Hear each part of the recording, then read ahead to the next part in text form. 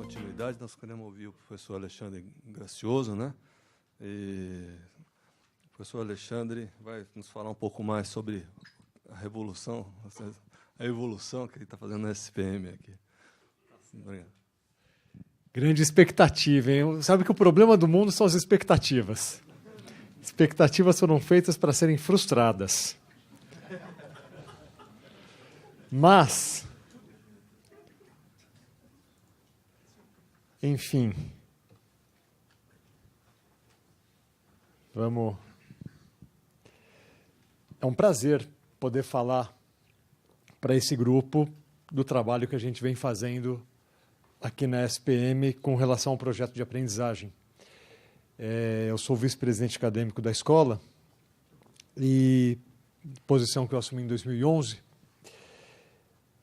E um dos meus primeiros desafios foi trazer para a nossa instituição um projeto de mudança acadêmica, mudança de aprendizagem, que fosse um projeto...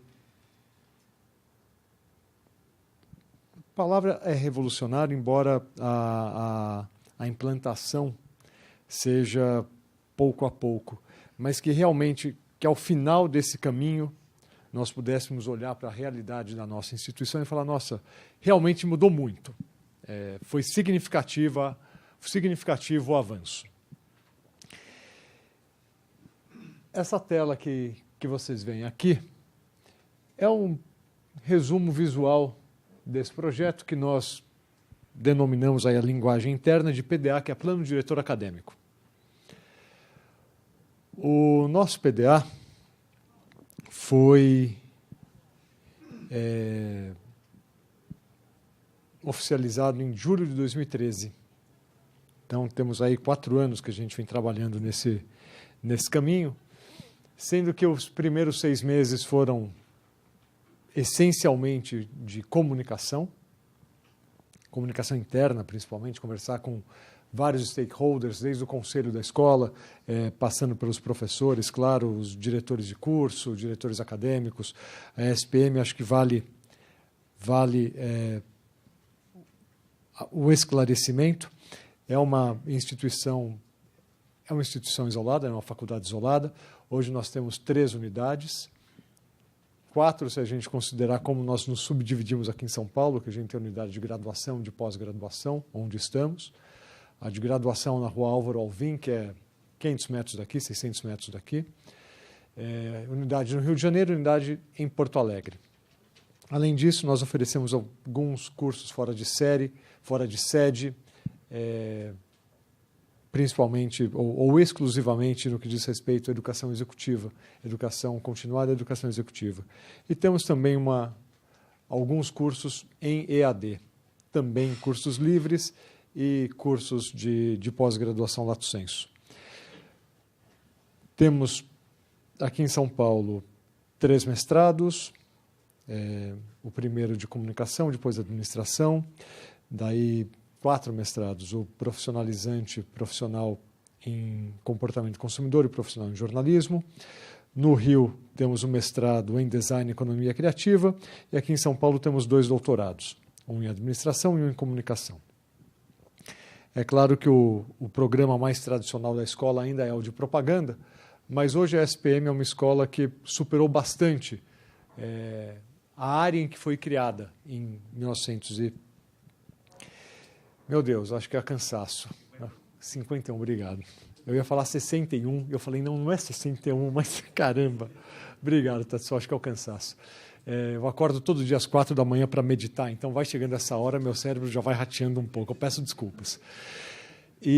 Mas superou bastante a área em que foi criada em 51, a área de propaganda propriamente dita.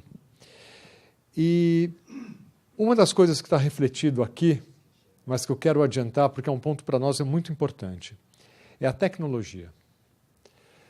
Todas essas carreiras que nós temos hoje, enfim, além da propaganda, tem administração, tem design, tem relações internacionais, tem sistemas de informação com foco em gestão e desenvolvimento de aplicativos para comunicação, tem ciências sociais, já falei relações internacionais, tem cinema no Rio, tem moda no Sul, enfim, tem já uma série de cursos, uma série de carreiras que a SPM oferece, e todas essas, sem exceção, estão sendo realmente transformadas na sua essência pela tecnologia. De tal forma que trazer tecnologia para o core da SPM, não só como usuário, mas realmente ter a tecnologia ligada à nossa essência, às nossas competências básicas, é uma meta muito importante.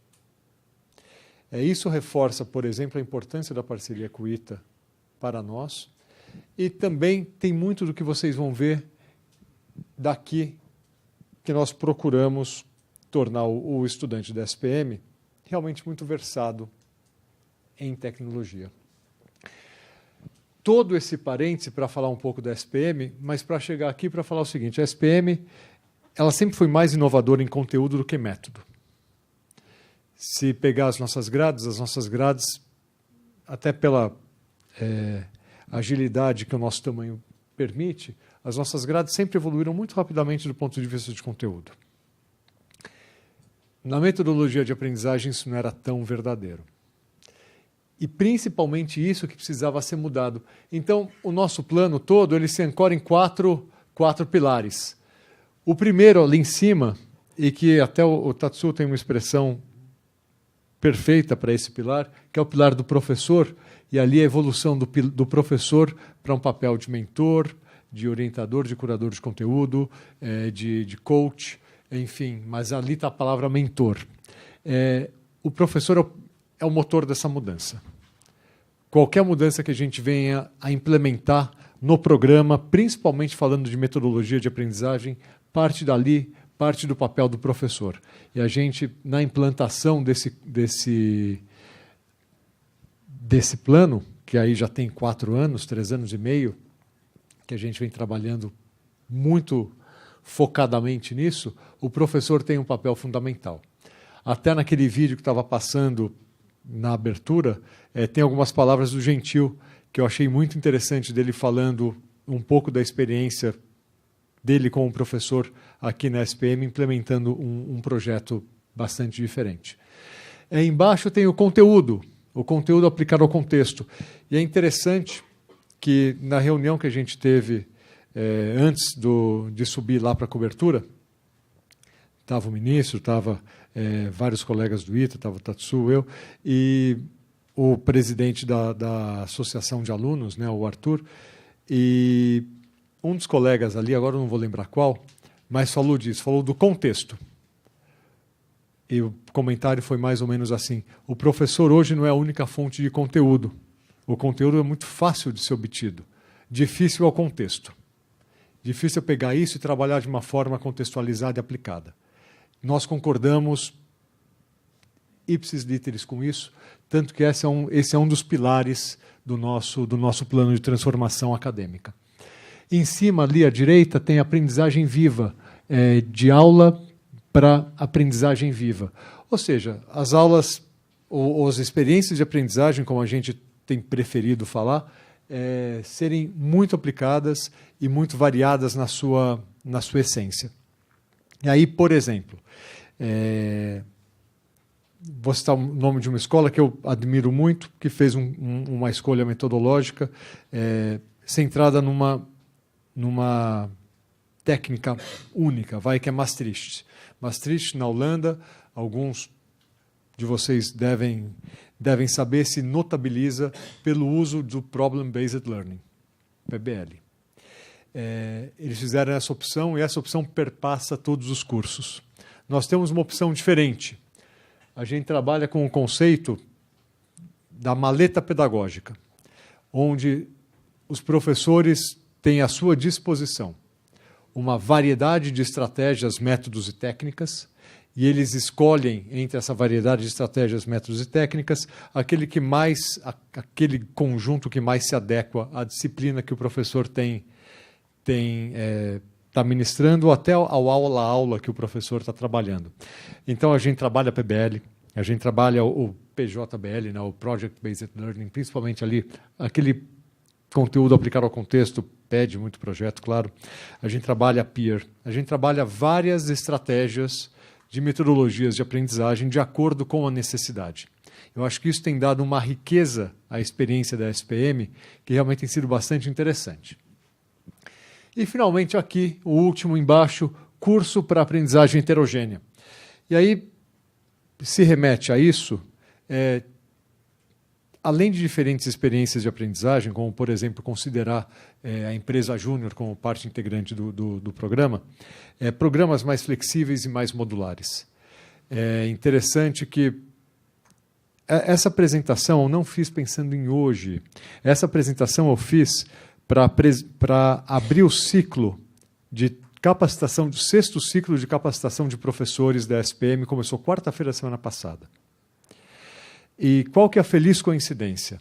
E que quando o Gentil me falou, olha, fala um pouquinho do que a gente está fazendo aqui de trabalho metodológico, eu falei, puxa, é esse mesmo pensamento. Então, eu estou aproveitando a abertura daquele ciclo para a minha contribuição aqui. Mas qual que é a feliz coincidência? Vocês vão ver uma tela do MIT. Eu sabia da ligação do ITA com o MIT, claro, mas essa tela do MIT eu fiz pensando em falar para os nossos professores, nesse ciclo de capacitação. E essas palavras modularidade e flexibilidade vão aparecer num documento muito importante do MIT, que talvez vocês já tenham conhecimento. Aqueles que não tiverem, tenho certeza que vão se interessar em pegar na internet que está disponível, porque é uma visão de futuro do MIT bem interessante, muito em linha com o que vocês falaram aqui até o momento. Então, esse é o plano da SPM, assim, em uma pincelada muito rápida. E daí tem esse termo Educação 3.0. E o que é isso e qual é a ligação? E o ciclo de capacitação que a gente inaugurou na semana passada, que tem até a sexta-feira dessa semana 27 ou 28 atividades, com 1.000 inscritos, mais ou menos. 1.000 inscritos duplicados, né? Enfim, não é inscritos únicos, mas tem aí uma média de 4 inscrições por pessoa. Então, a gente tem uns 250 professores da SPM São Paulo que vão participar desse ciclo de capacitação. Ele se encaixa, a temática dele é a Educação 3.0. E por que isso é tão importante? A ponto da gente fazer um esforço institucional tão grande quanto tentar capacitar de uma vez só 250 professores nesse assunto, em algumas metodologias aderentes a essa questão.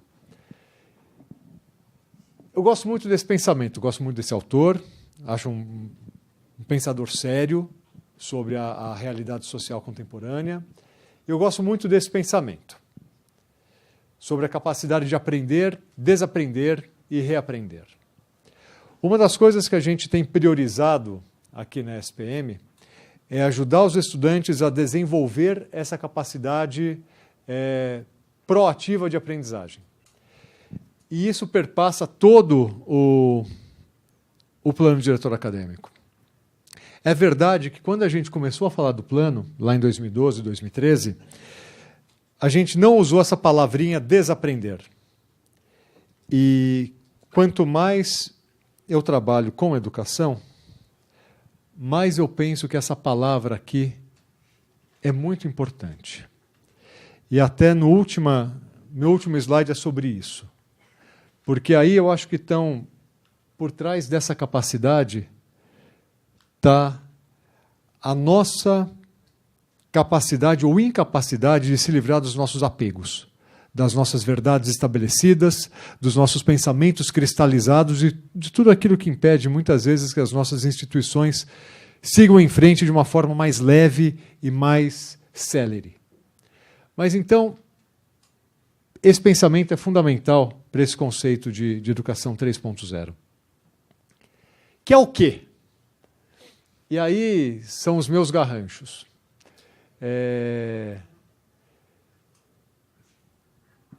Não tem ainda muita coisa sistematizada sobre educação 3.0. É um professor canadense que iniciou o uso do termo e ele procurou dar um guarda-chuva a uma junção de 3 campos de conhecimento e tecnologias. Então você tem aqui neurociência, psicologia da cognição e tecnologia educacional. Digital mais tradicional, mobile, via web, para ajudar o professor a ensinar e o estudante a aprender. Nesse ciclo de aprendizagem, de aprender, desaprender e reaprender. Uma coisa que é interessante, antes de falar de algumas dessas palavras, uma coisa que é interessante, por isso também que eu circulei tanto o conceito, tanto o papel do professor quanto o papel do estudante com isto aqui, é o seguinte. Nós, professores, talvez mais do que em qualquer outra profissão, nós, professores, temos um compromisso profissional de manter a nossa aprendizagem por toda a vida. Isso aí qualquer profissional tem que fazer. Mas nós, professores, assim, faz parte da nossa essência profissional pesquisar e aprender por toda a nossa vida. Então a gente está aqui e está aqui o tempo todo. E nós temos que estar muito dispostos a percorrer esse ciclo. De aprender, desaprender e reaprender o tempo todo. Está na nossa essência, é o nosso ethos profissional, por assim dizer, nossa identidade é marcada por este ciclo. E a neurociência, aí falando um pouco da minha área de pesquisa pessoal, como professor e educador, eu estou indo bastante por essas 2 vertentes aqui, de neurociência e psicologia da cognição. Claro que eu não entro na neurociência de base, mas eu entro na neurociência o suficiente para ajudar o professor a estruturar melhor as suas aulas, por exemplo. E destes campos aqui, estão vindo contribuições muito interessantes, que nós, professores, podemos utilizar. Às vezes alguma coisa pequena, como, por exemplo, e vou falar de algo tão pontual que parece trivial, mas é uma das contribuições e, bem utilizado, pode mudar a dinâmica de sala de aula, apesar de ser muito, muito simples até na sua essência. O cérebro humano, muitos de vocês sabem disso, talvez todos, não consegue manter o foco por muito mais do que 15 minutos. 20 minutos é um esforço muito grande. Esforço mesmo. Uma aula que fosse estruturada ao redor desses intervalos, né, de atenção, desses blocos de atenção, seria uma aula com uma qualidade de retenção melhor. Aulas de revisão. Se você consegue no seu programa colocar 1 ou 2 aulas de revisão, o resultado disso, medido em estudo, enfim, é um resultado em prova, em exame, que é, grosso modo, 50% melhora se você não tem a revisão. Então, a neurociência tem trazido algumas contribuições bem interessantes e que a gente pode usar realmente para reformular a nossa dinâmica de sala. Agora, tudo isso entra aqui, nessa proposta do 3.0, e foi falado na palestra do reitor Marcelo da questão dos soft skills. Vocês veem aqui nessas palavras que estão ligadas, quando você lê os documentos sobre a educação 3.0, algumas palavras se destacam pela frequência. Colaboração, cidadão do mundo, liderança, experimentação, protagonismo, inserção na comunidade, diversidade, flexibilidade. São algumas palavrinhas que, pela frequência, se destacam nessa documentação de educação 3.0. Então, a gente tem que usar tudo isso num ciclo contínuo de aprendizagem, desaprendizagem e reaprendizagem, se é que existe a palavra desaprendizagem, para ajudar o aluno, entre outras coisas, a desenvolver isso aqui. E aí vale, a nossa experiência aqui na SPM, é que vale muito fazer uso de experiências que vão além da sala de aula. Um exemplo, A gente conversa muito com headhunter aqui. Headhunter não, é recrutador. E gerentes e diretores de RH, recrutadores de trainees, né, agências de recrutamento. E eles falam, via de regra, pincelada geral, via de regra, das melhores escolas, né, faculdades e universidades no Brasil, que os nossos alunos saem melhor preparados tecnicamente do que comportamentalmente. É uma pergunta que eu sempre faço para essas pessoas quando tenho oportunidade. Vocês têm experiência de contratar e de trabalhar com os nossos alunos. Vocês percebem alguma diferença de comportamento entre um aluno nosso que não tenha passado por uma experiência como, por exemplo, a empresa júnior, e um aluno nosso que tenha passado pela experiência de empresa júnior? E a resposta é unânime, sempre positiva. No sentido de que pessoas que passaram pela empresa júnior têm um comportamento muito mais assertivo, muito mais seguro, muito mais colaborativo, muito mais próximo do que é um comportamento profissional mais amadurecido, aos 19, 20 anos.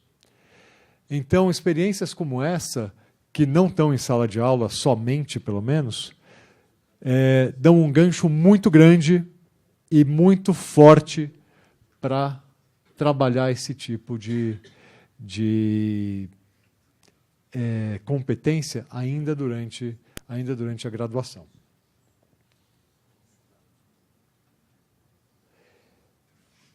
Esse aqui é o relatório que eu falei para vocês, que acabou sendo uma feliz coincidência. Esse relatório é de 28 de julho de 2014, é o relatório final dessa Institute-wide Task Force on the Future of MIT Education. Pela forte ligação de vocês com o MIT, talvez alguns já conheçam. Os que não conhecem, eu sugiro, digo que vale conhecer, está disponível no site da MIT, isso aqui eu tirei da web. É um relatório muito interessante e que deveria estar aparecendo aqui.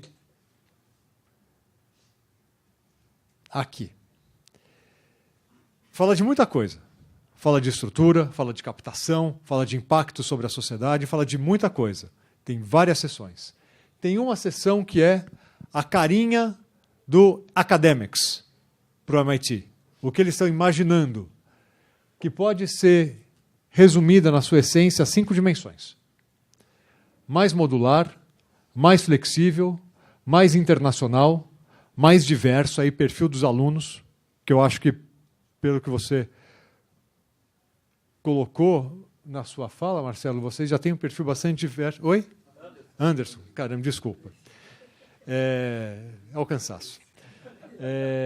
Anderson, pelo que você colocou na sua fala, em algumas dimensões você já tem essa diversidade. Talvez outras vocês tenham, como todos nós, enfim, que procurar ampliar. Mas então mais modular, mais flexível, mais internacional, mais diverso e cada vez mais híbrido. É isso que eles antevêm para os próximos anos, a cara dos cursos para o MIT. Agora, tudo isso, a gente depende de desaprender muita coisa.